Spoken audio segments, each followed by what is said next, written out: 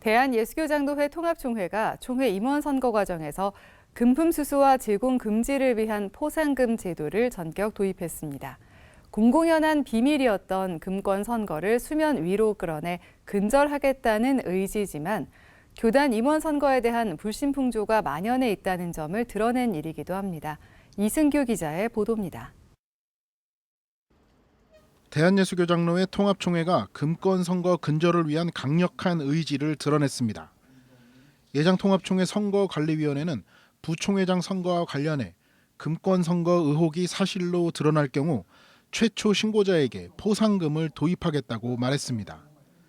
선관위는 조사를 통해 혐의가 입증될 경우 최초 신고자에게 주고받은 금품의 10배 이내에서 포상금을 지급하겠다고 덧붙였습니다. 이 제도는 선거 과정에서 발생할 수 있는 부정을 면회 감시하고 모든 구성원이 적극적으로 참여할 수 있는 동기부여를 마련할 것입니다. 예장통합총회 선관위가 기자회견을 자청한 이유는 목사 장로 부총회장 선거가 과열 조짐을 보이고 있기 때문입니다. 최근 몇 년 동안 임원 선거에 단일 후보가 출마해 선거 과열 조짐이 보이지 않았지만 올해는 예년과 다른 상황이 펼쳐지고 있는 겁니다. 올해는 109회기는 아시다시피 목사 부총회장 후보가 3분이고 장로 부총회장 후보가 2분이에요. 5분이 되면 불가항력적으로 과열이 될 수밖에 없습니다. 다만 예장통합총회 선관위는 현재 금권 선거가 이루어지지는 않고 있다고 선을 그었습니다. 교계 내부 선거에서 금권 선거가 이루어지고 있다는 의혹은 이미 오래전부터 제기되어 왔습니다.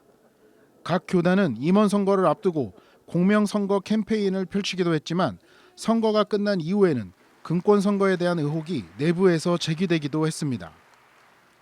대한예수교장로회 합동총회는 금권 선거에 대한 우려로 한동안 교단 임원을 제비뽑기로 선출하기도 했습니다. 후보에게 접근해 표를 주겠다며 금품을 요구하는 속칭 브로커들의 활동도 선거철이 다가올수록 활발해집니다. 이들은 단일 후보로 출마한 후보에게도 접근해 표를 빌미로 금품을 요구한다고 알려져 있을 정도로 폐해가 심각합니다. 금권 선거 의혹이 제기되는 이면에는 교단 임원 선거에 대한 불신도 한몫합니다. 어느 교단이나 금품이 없는 깨끗한 선거를 강조하지만 실제로는 그렇게 진행되지 않는다는 불신 풍조가 만연한 겁니다. 금권 선거 의혹이 불거졌을 당시 교단이 철저한 조사를 통해 의혹을 해소했다면 불신 풍조는 생기지 않았을 것이라는 목소리도 높습니다. 예장통합총회 선관위의 의지가 금권 선거 근절로 이어질지 주목됩니다. CBS 뉴스 이승규입니다.